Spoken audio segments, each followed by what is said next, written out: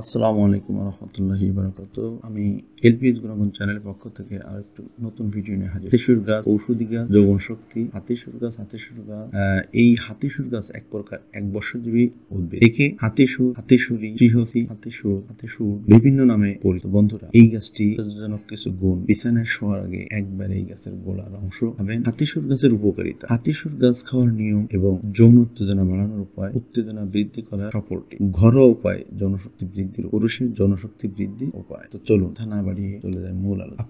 আমাদের চ্যানেলে স্বাগত। এই ভিডিওতে আমরা আশ্চর্যজনক হাতিশুর গাছের সম্পর্কে জানবো।